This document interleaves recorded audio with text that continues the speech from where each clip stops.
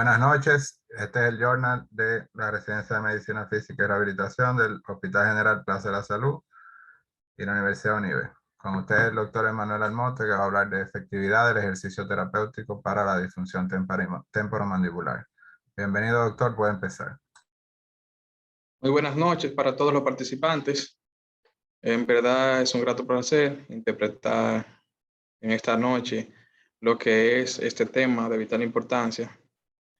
Acerca de que vamos a tratar es una revisión sistemática y un metaanálisis con relación a lo que es la efectividad del ejercicio terapéutico para la disfunción temporomandibular.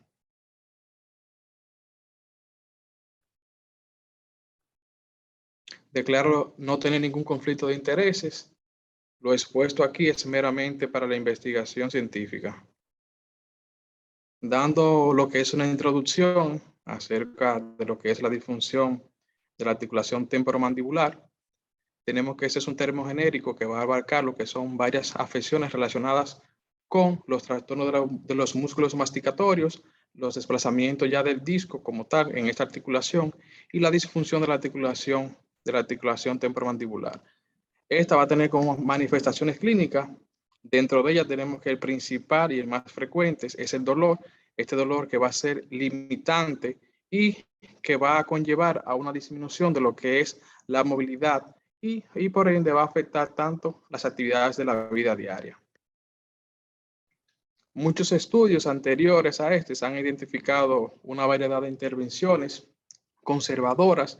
Entre ellas vamos a tener lo que son la movilización de las articulaciones, movilización de los tejidos, tenemos también punción seca, vamos a tener el masaje de fricción, educación del paciente de vital importancia, también férulas, estiramientos, actividades de coordinación, ejercicios de fortalecimiento y también combinaciones de estas técnicas.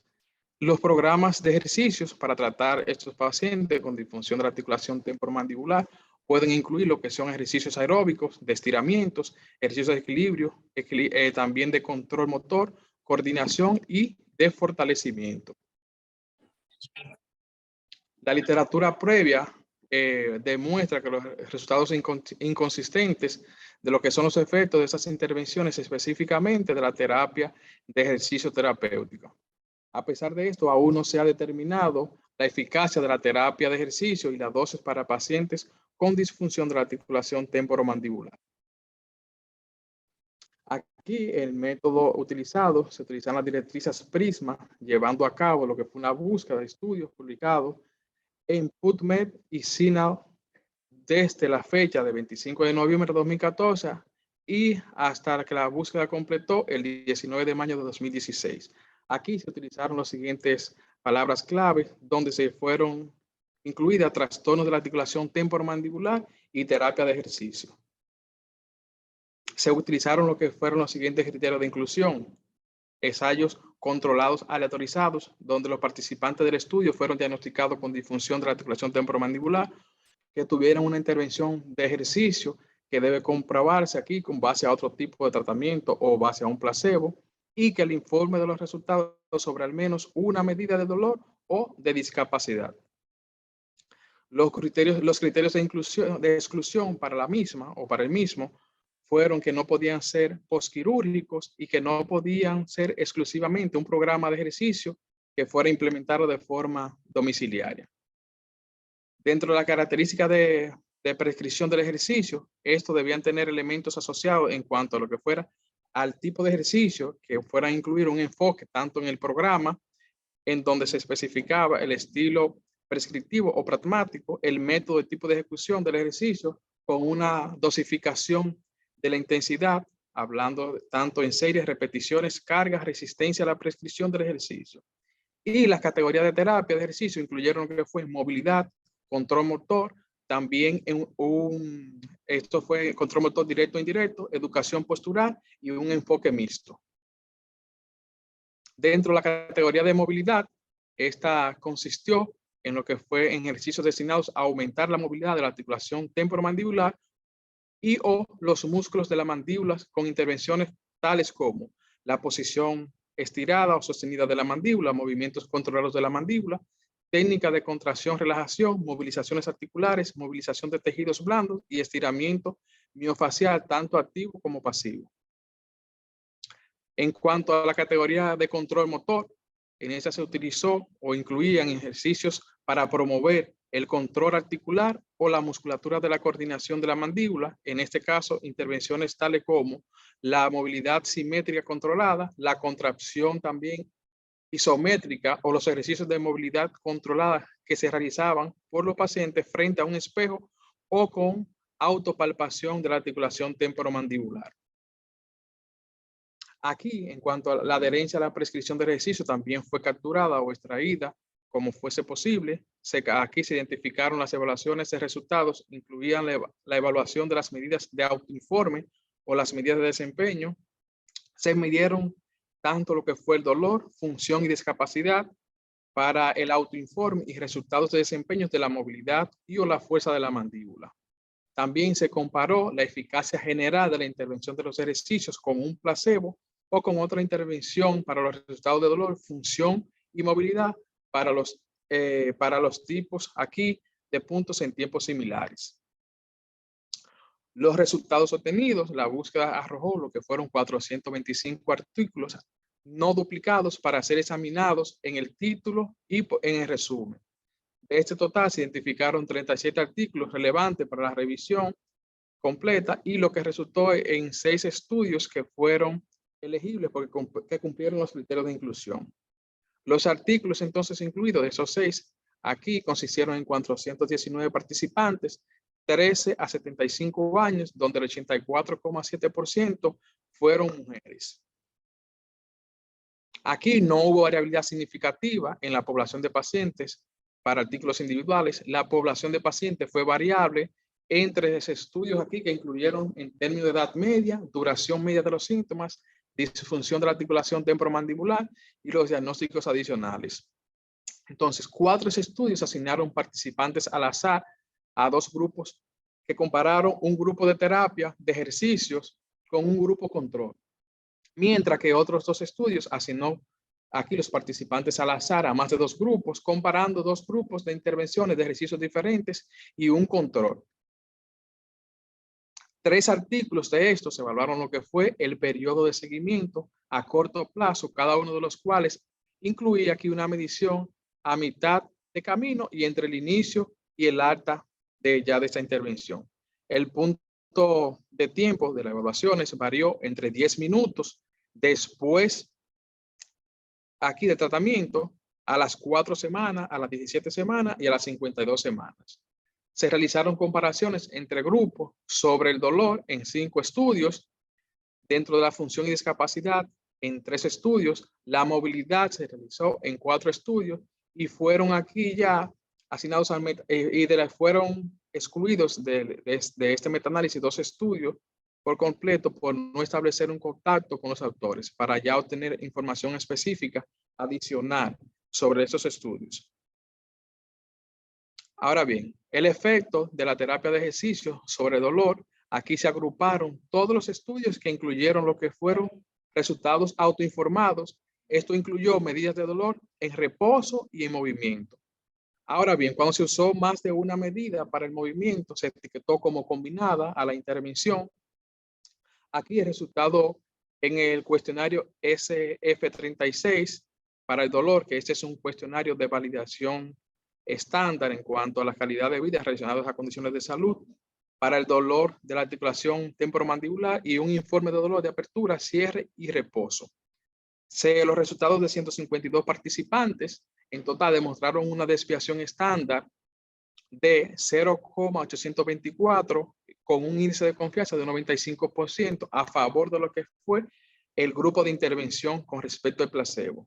Como podemos ver en la imagen, se puede apreciar en la parte inferior en el estudio de Clamir y colaboradores que la intervención combinada tuvo un mayor efecto sobre esta. Ahora bien, el estudio que utiliza dolor de la articulación temporomandibular no demostró diferencia entre el grupo de intervención con férula oclusal y el control. Un estudio con escala combinada de dolor favorecieron aquí tanto el enfoque de ejercicios mixtos a los grupos de intervenciones de ejercicios de movilidad sobre los controles También se evaluaron aquí los efectos de terapia de ejercicio sobre la función. Se agruparon también, en este caso, todos los estudios que incluyeron los resultados funcionales autoinformados, y las medidas incluidas fueron igual en el cuestionario SF36 y también el cuestionario de capacidad funcional de deterioro funcional mandibular.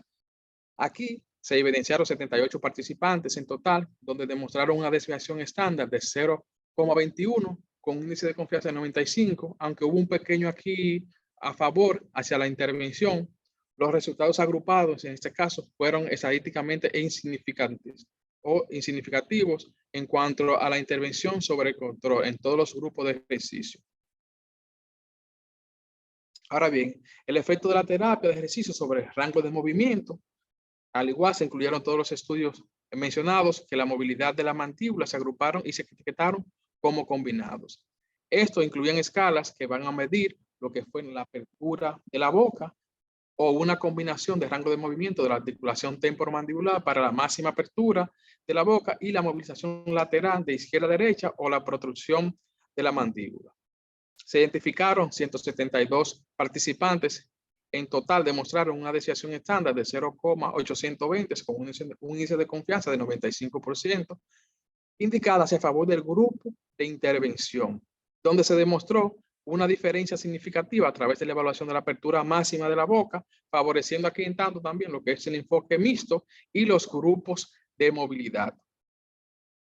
Podemos ver cómo el enfoque aquí mixto en los estudios de Klammer y colaboradores en cuanto a las intervenciones combinadas tuvo el mayor efecto en cuanto al rango de movimiento en la articulación temporomandibular.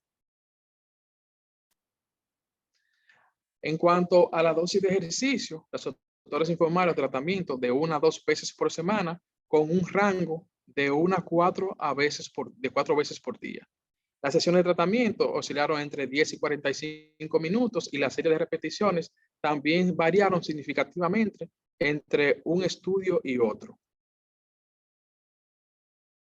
En cuanto al informe de adherencia a este ejercicio o a estos ejercicios, los métodos de estudio para monitorear el cumplimiento y o la adherencia del paciente a menudo se informaron de manera deficiente. 4 estudios de estos no informó ningún método de seguimiento o de cumplimiento del paciente durante todas las intervenciones de los estudios aplicados. En cuanto a la discusión de los hallazgos principales en esos estudios identificaron que los enfoques de terapia de ejercicios combinados y de movilidad parecen ser los enfoques de ejercicio más comunes utilizados para la disfunción de la articulación temporomandibular. Ahora bien, los ejercicios y la dosis asociadas dentro de los estudios incluidos demostraron efectos moderados a corto plazo y variables a largo plazo en cuanto a lo que fue la reducción del dolor y la mejora en el rango de movimiento. También se identificó los ejercicios actuales utilizados para pacientes con disfunción de la articulación temporomandibular no mejoran significativamente en cuanto a los resultados obtenidos en las funciones de la articulación. Ahora bien, los enfoques también de la terapia de movilidad, como los ejercicios mixtos, fueron beneficiosos para la reducción del dolor en comparación con el grupo control. Ahora, también los tipos de ejercicios que mejoraron el dolor, esto van a incluir lo que fueron ejercicios de tipo de movilidad, que utilizan lo que es una presión pasiva de los músculos intraorales y durante también el estiramiento activo. Otras intervenciones en el enfoque mixto incorpora también el control motor y educación postural de esos pacientes, y la intervención de enfoque mixto incluida en cuanto a la movilidad, educación postural, educación del paciente sobre el autocuidado y un programa de ejercicios que eso debían de realizar en el hogar. Se identificó que las terapias de ejercicio en estos estudios no tienen ningún impacto significativo en cuanto a la mejora de los resultados funcionales de la articulación temporomandibular.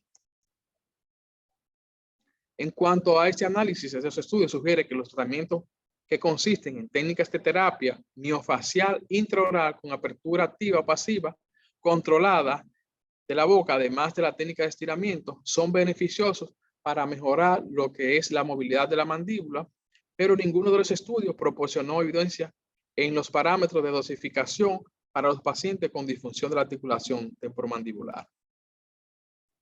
El mayor efecto en cuanto a la reducción de dolor fue en los participantes que realizaron ejercicios con 1 o 2 veces por semana, que mostraron mejoras significativas en la mejora de dolor, mientras que los resultados fueron insignificantes cuando los participantes realizaban estos ejercicios de 2 veces por día. En cuanto a las limitaciones que podemos obtener de este estudio o de esta revisión sistemática y metaanálisis, es que los criterios de exclusión del estudio pueden haber llevado a omitir estudios adicionales que informaron de dosis de ejercicio. Aquí solo hubo una pequeña cantidad de estudios incluidos con una representación de 419 participantes. También se debe de tener precaución al aplicar los resultados de la práctica clínica debido a que el tamaño de la muestra fue pequeña dentro de los ensayos y el informe limitado de los datos y variabilidad tanto en el tratamiento y las medidas de resultado. La falta también de información de los datos de los 6 estudios impidió que se incluyeran los resultados de efectos de tratamiento en este análisis. En cuanto a la conclusión de la terapia de ejercicio no parece tener una mejora directa significativa en cuanto a las mejoras funcionales orales, a pesar de las mejoras en el rango de movimiento.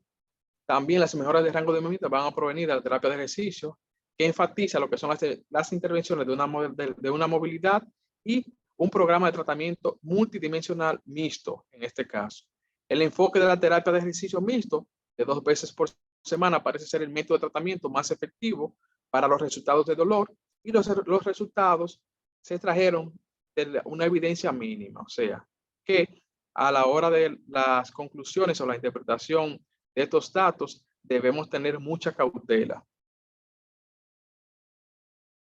Esta es la bibliografía consultada y muchas gracias por su atención. Gracias, doctor Almonte.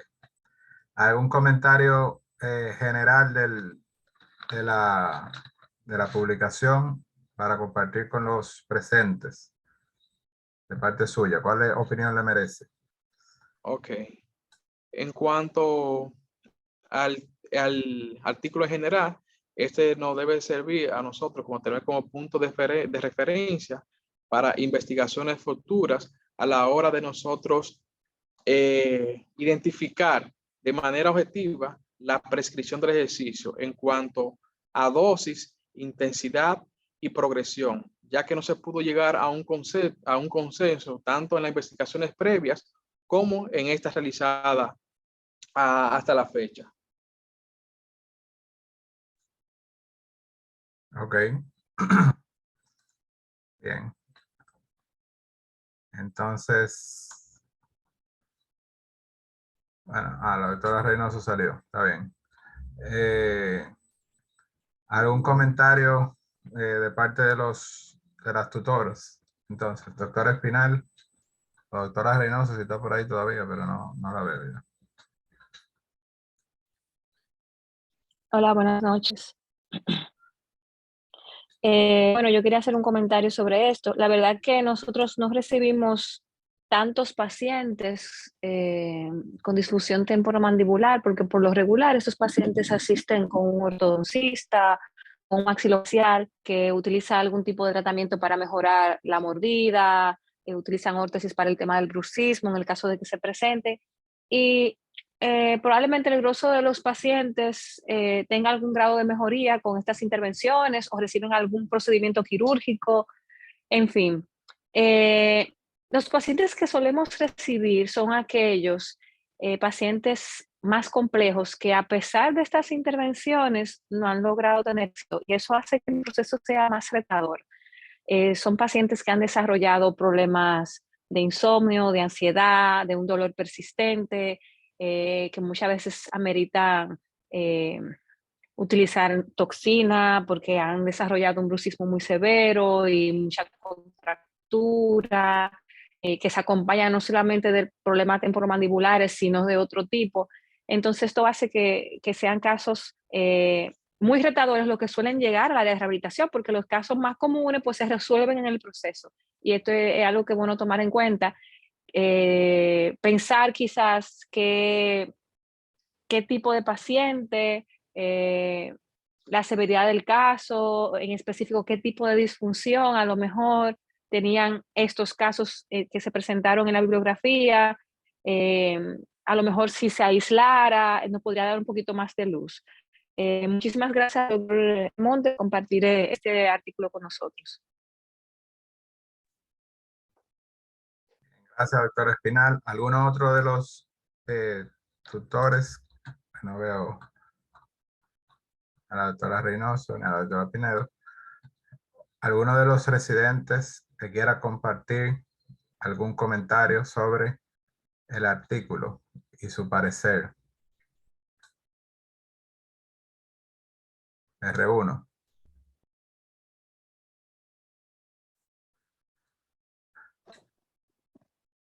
R2. Me gustaría oír tu comentario, Morissette, sobre el artículo. Bueno, Nicauri, que ya había abierto el micrófono, puede empezar. Después Morissette. Buenas noches, gracias. Gracias al doctor Almonte también por haber compartido este artículo con nosotros. También un tema que me expreso que lo conozco ya reciente a partir de esta bibliográfica, y veo que es un trastorno multifactorial, en donde hay hasta situaciones emocionales, porque como expresaba la doctora Espinal, son pacientes que, por ejemplo, nos llegarían en una fase ya compleja, en donde los tratamientos implementados por otras especialidades tal vez no han resuelto una de las principales quejas que estos presentan, que son el dolor, por ejemplo. Entonces, de acuerdo a este artículo, veo que se enfocaba en lo que era mejora en los rangos de movimiento, perseguían también poder colaborar o mejorar la parte de funcionalidad. Y vemos que en lo de ganar los rangos o mejorar los rangos fue en las que el ejercicio se vio mejor resultado. Entonces, me llega la duda entonces de que también, como esta es una de las intervenciones, porque son bastantes y se perseguirían diferentes objetivos, en donde, como les expresaba, el principal, una es el dolor y claro, la limitación funcional también. Entonces, son pacientes que se benefician por lo que pude observar, de varias intervenciones por parte de nosotros, inclusive áreas como la terapia cognitiva conductual, por ejemplo, que podría ayudar con estos pacientes, porque entonces el proceso de poder mejorar y que van a un especialista, o sea, después referido a otro, puede repercutir en su parte emocional, y a la vez hay factores de este tipo que entonces pueden exacerbar su trastorno también, la disfunción. Entonces, son pacientes que, por lo que observe, puede tornarse un poco retable, así como dijimos, para la parte de intervención, nosotros poder ver resultados, y que, como siempre usted nos resalta, de que la educación al paciente es muy importante, es decir, hacer conciencia en él mismo de que hay cosas que pueden hacer, que ellos pueden hacer y empeorar parte de su trastorno, y que también involucrando al paciente podamos conseguir buenos resultados también con la parte de educación. Muy bien. Un buen comentario, doctor Morissette. Buenas noches. En primer lugar, felicitar al Monte. Muy buena exposición del tema. Aportando también a lo que menciona la doctora Rodríguez, sí, son pacientes que de por sí son un reto ya por lo anterior mencionado. Viendo también el rango de edad de los pacientes que se llegaron a presentar en este estudio, desde 13 años hasta 80, principalmente femenino también, deberíamos entender que pueden ser pacientes que no solo tengan una disfunción en la articulación temporomandibular, sino que también pueden ser pacientes que estén cursando con una enfermedad sistémica que también ocasione dolor e inflamación a nivel general. Por ejemplo, como una artritis juvenil idiopática, donde un 50% de estos pacientes puede incluso presentarnos afectación de esta articulación. Y siendo también los mismos pacientes jóvenes que quizás no tengan tanto entendimiento respecto a su enfermedad y también una manera de cómo apegarse correctamente al mismo, también viene siendo un reto en este caso. Aunado también a lo que menciona la doctora Rodríguez, de que son pacientes que se beneficiarían, vamos a decir, de un tratamiento multidisciplinario para el dolor, en el que no solo se intervengan con las modalidades de ejercicio físico o modalidades terapéuticas, sino también que busquemos otras alternativas para ayudar con lo que vendrían siendo los mecanismos adaptativos al dolor, y así también manejar la parte de los comportamientos exacerbantes y así mismo como que puedan también aliviar el dolor de este paciente. Ok, muy bien, doctor. ¿Algún comentario de los R3? Buenas noches. Yo quisiera agregar algo con relación a lo que han dicho mis compañeros, y es que independientemente de que no hemos visto muchos casos de este tipo de pacientes en consulta, me gustaría realmente saber qué tantos de los que hemos visto realmente se tratan de una inestabilidad de la articulación temporomandibular y no de una hipomovilidad mandibular crónica. ¿Por qué me llega esta duda? Porque leyendo sobre ambas patologías, independientemente de que ambas se parezcan, tuvimos una paciente que tuvo dificultad para la apertura mandibular secundaria a una infección por una resección de un tercer molar. Y viendo la fisiopatología o los diferentes tipos de etiologías que pueden causar una como la otra, independientemente de que la hipomovilidad mandibular crónica sea una entidad crónica, como su nombre lo dice, hay un pequeño porcentaje que se puede deber a infecciones y a trastornos quirúrgicos. Y cuando la vimos, realmente la tratamos como una disfunción o una inestabilidad de la ATM. Y me llama la atención saber qué tan cierto era. Entonces me gustaría indagar un poco más sobre ese tema para realmente ver qué tan ciertos son, qué tan verdad son ese tipo de pacientes que estamos viendo y no que otra patología nos esté viendo a nosotros. Muy, muy interesante tu comentario, Sara, porque todo se reduce nuevamente a tener el diagnóstico adecuado para poder tener el tratamiento adecuado. Ok, ¿algún otro comentario de los residentes de tercer año? Buenas noches. Felicitar al doctor Emanuel Almonte. Excelente resumen de esta bibliográfica.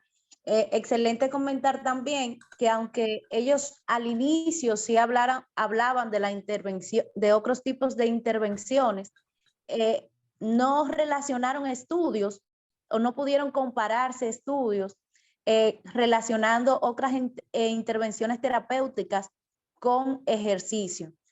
Y eso también sería un buen punto a investigar a futuro, qué tan bueno sería combinar alguna otra modalidad terapéutica en combinación con el ejercicio y sobre todo poder medir la adherencia de estos pacientes y los beneficios que se alcanzan a corto, mediano y largo plazo. Asimismo como el nivel de recurrencia que van a tener estos pacientes, si existe ya luego lo que es un nivel de recurrencia de esta disfunción temporomandibular en estos pacientes luego de las intervenciones.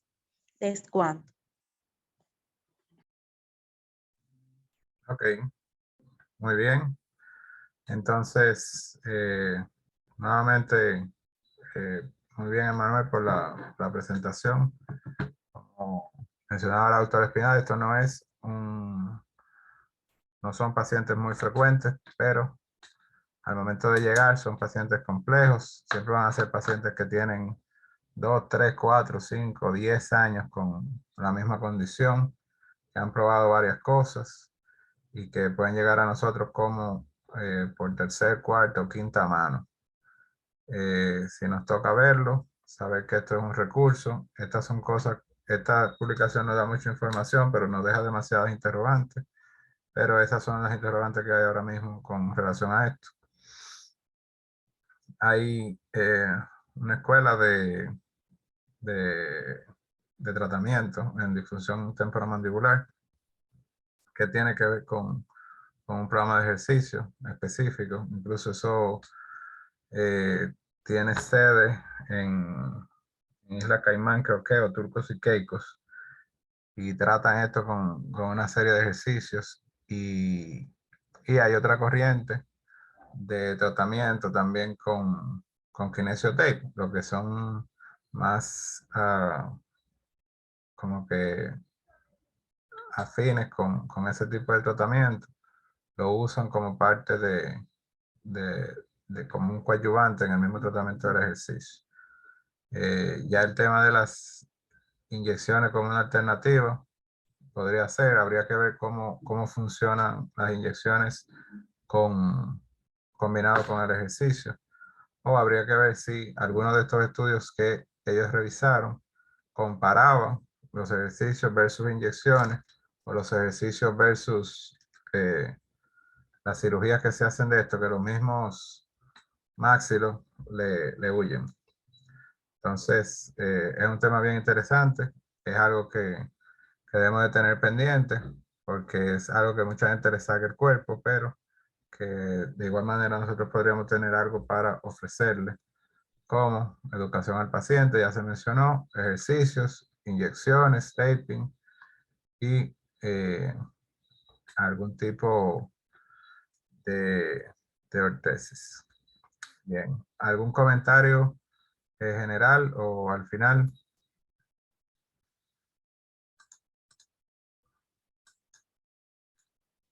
Bien. Entonces, agradecer a todos por formar parte de esta bibliográfica mensual. Tenemos algunas actividades para la semana que viene. Nos seguiremos comunicando por el chat. Buenas noches a todos.